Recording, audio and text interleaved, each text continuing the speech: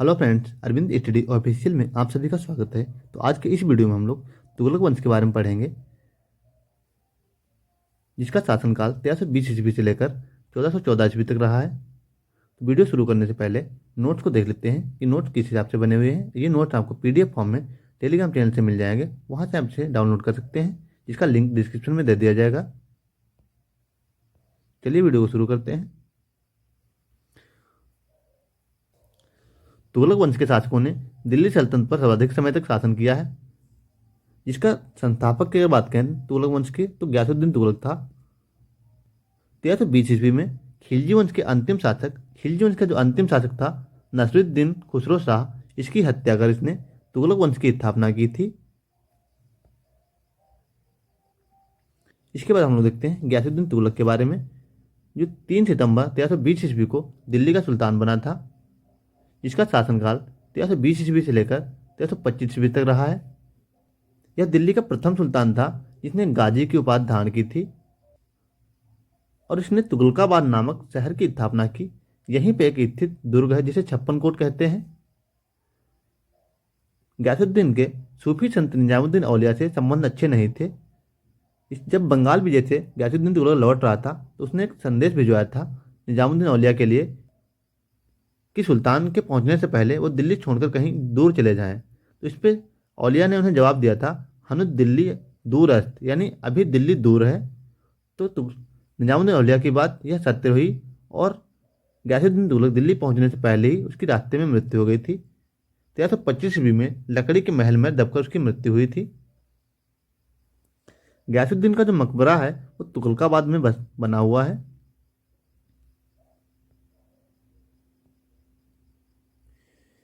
गयासुद्दीन तुगलक के जो प्रमुख कार्य हैं उनके बारे में देख लेते हैं। तो गयासुद्दीन तुगलक के जो प्रमुख कार्य थे, इसने लगान व्यवस्था को पुनर्व्यवस्थित किया था और ऋणों की वसूली जो थी उसे बंद कर दिया था। भू राजस्व का 1/3 भाग लेना निर्धारित इसने किया। दाग व्यवस्था और हुलिया व्यवस्था को इसने व्यवस्थित ढंग से लागू किया, जबकि इसे शुरू करने वाला जो शासक था वो अलाउद्दीन खिलजी था।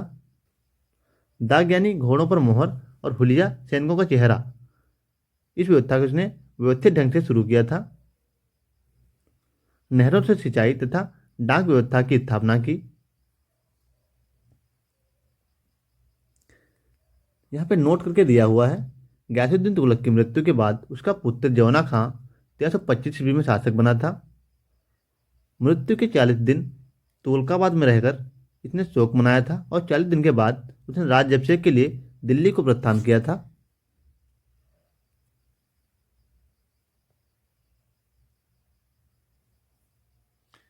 मोहम्मद बिन तुगलक के बारे में देखते हैं। तो मोहम्मद बिन तुगलक का जो मूल नाम था जौना खां था, जिसका शासनकाल 1325 ईस्वी से लेकर 1351 ईस्वी तक रहा है। इसने आदिलाबाद किला का निर्माण करवाया जो जहांपनाह नगर में स्थित है। होली में भाग लेने वाला यह प्रथम सुल्तान था, यानी हिंदुओं के त्योहारों में भाग लेने वाला यह प्रथम सुल्तान था। जैसे होली और दशहरा में यह भाग लेता था। दीन ए कोही नामक एक विभाग की स्थापना की जो कृषि विभाग से संबंधित था।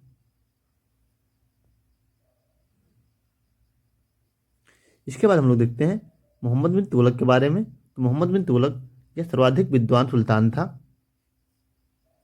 यानी दिल्ली सल्तनत में सर्वाधिक विद्वान सुल्तान था यह। इसे मूर्ख भी कहा जाता था क्योंकि इसने जो प्रयोग किए वो सारे प्रयोग विफल रहे। इसे पागल एवं रक्त प्यासू भी कहा गया है। इसने दिल्ली से देवगिरी राजधानी को ट्रांसफर किया था। मोहम्मद बिन तुगलक ने राजधानी दिल्ली से देवगिरी स्थानांतरित की थी, जो 1327 ईस्वी में इसने किया था और देवगिरी का नाम इसने बदलकर दौलताबाद रखा था। कुछ समय बाद इसने पुनः देवगिरी से दिल्ली राजधानी फिर वापस कर ली। कांसा और तांबा के सिक्के चलाए, जो बाद में बंद करना पड़ा क्योंकि उनकी नकल के काफ़ी सारे सिक्के, यानी इसकी नकल के काफ़ी सारे सिक्के चलने लगे थे जिस पे कोई नियंत्रण ही नहीं था, इसलिए इसे बाद में बंद करना पड़ा था। तो जितने सारे प्रयोग इसने किए वो सारे के सारे प्रयोग विफल रहे। मोहम्मद बिन तुगलक के दरबार में जैन विद्वान जिन प्रभासूरी तथा राजशेखर निवास करते थे और दिल्ली सल्तनत में सर्वाधिक विद्रोह इसी के काल में हुए थे। इब्न बतूता जो 1333 ईस्वी में भारत आया था को दिल्ली का काजी इसने बनाया था और बाद में उसे चीन राजदूत के तौर पर भेजा था, यानी राजदूत बनाकर चीन भेजा था।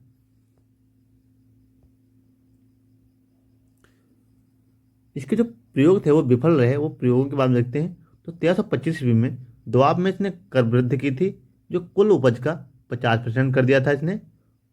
अकाल के कारण उसे फिर से बंद करना पड़ा और 1347 ईस्वी में राजधानी दिल्ली से देवगिरी स्थानांतरित की थी। कुछ समय बाद पुनः उसे देवगिरी से दिल्ली स्थानांतरित करना पड़ा। सांकेतिक मुद्रा का प्रचलन किया जिसकी नकल के काफ़ी सारे मुद्राएं प्रचलित हो गईं, जिसे बाद में उसने फिर बंद किया। तो जितने प्रयोग इसने किए वो सारे के सारे बंद करने पड़े, इसीलिए इसे पागल या मूर्ख कहा जाता है। 1351 ईस्वी में ठट्टा जो सिंध में पड़ता है, एक विद्रोह दबाने के दौरान बीमारी के कारण इसकी मृत्यु हो गई थी। इस पर बदायूनी लिखता है, मोहम्मद बिन तुगलक की मृत्यु पर कहता है, सुल्तान को उसकी प्रजा और प्रजा को उसके सुल्तान से मुक्ति मिल गई।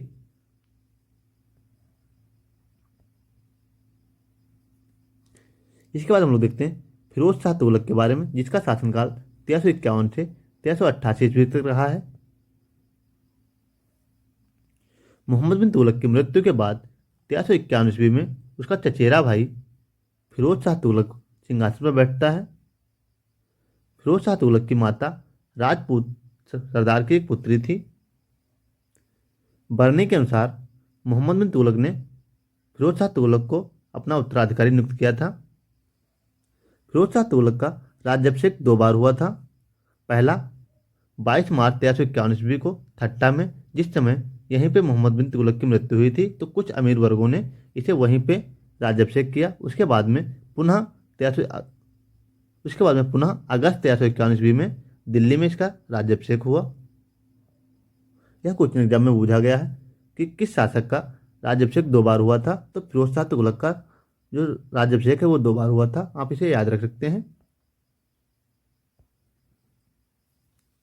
राजस्व और ग्रामीण कृषि व्यवस्था के बारे में अगर देखें तो किसानों द्वारा अकाल के समय पूर्व सुल्तान से जो ऋण लिए गए थे उसे इसने माफ कर दिया था, यानी फिरोज शाह ने उन्हें माफ कर दिया था। अधिकारियों के वेतन में इसने वृद्धि की थी।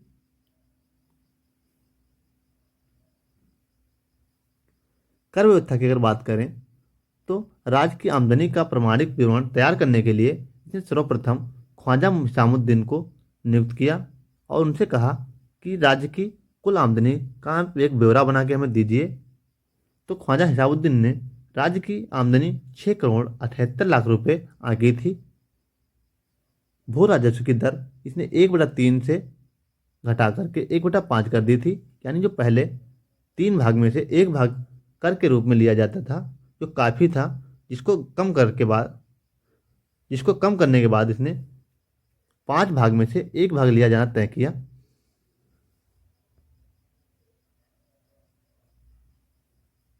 स्त्रियों को संतों की मज़ारों पर जाने से मना कर दिया और पर्दा प्रथा का प्रोत्साहन किया इसने, यानी जो संतों की मज़ारें होती थी पीरों की, उन पे स्त्रियां नहीं जा सकती थी, उन्हें पर्दा करना अनिवार्य हो गया था।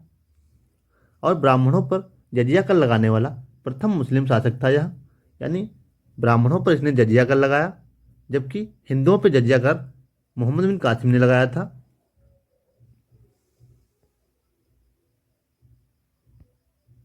और 24 प्रकार के करों को समाप्त किया, जिसमें अलाउद्दीन खिलजी द्वारा प्रारंभ, घरई और चरई कर भी शामिल थे।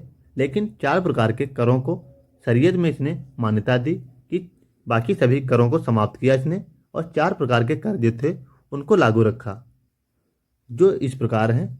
खराज यानी जो भूमि कर था, जो 1/5 कर दिया था इसने, जो भूमि कर था।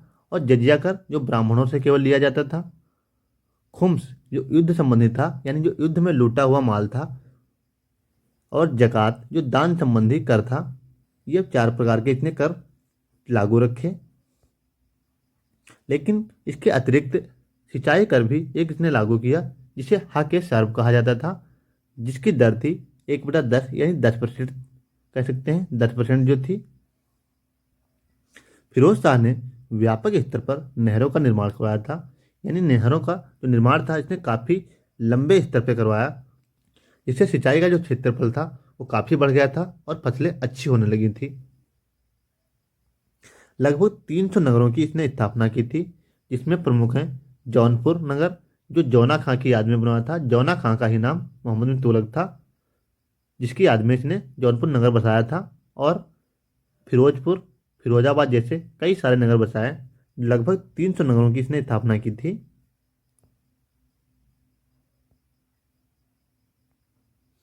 और फिरोज शाह तुगलक ने कई ऐसे कार्य किए जिनको देखते हैं तो इसने कई ऐसे विभागों की स्थापना की थी जिनके बारे में देखते हैं। जैसे राजकीय अस्पताल, जिसे दारुल शिफा कहा गया है। दीवान खैरात, जो गरीबों के लिए एक विभाग बनाया गया था। लोक निर्माण विभाग, जो नवीन नगरों की स्थापना हेतु बनाया गया था। दफ्तर रोजगार, जो बेरोजगार संबंधी था, यानी जो बेरोजगार थे उनके लिए एक अलग स्थान बनाया गया था। तो कई प्रकार के ऐसे विभाग थे जो अलग अलग बनाए गए थे। अशोक के 2 स्तंभों को दिल्ली मंगवाया था। तो इस वीडियो में इतना है। अगर वीडियो अच्छा लगा हो तो वीडियो को लाइक करें और चैनल को सब्सक्राइब कर लें, ताकि इसी प्रकार के जीके वीडियो आप तक पहुंचते रहें। तो मिलते हैं नेक्स्ट वीडियो में। तब तक के लिए जय हिंद। और इस वीडियो का PDF जो है वो आपको टेलीग्राम चैनल से मिल जाएगा, आप वहाँ से डाउनलोड कर सकते हैं।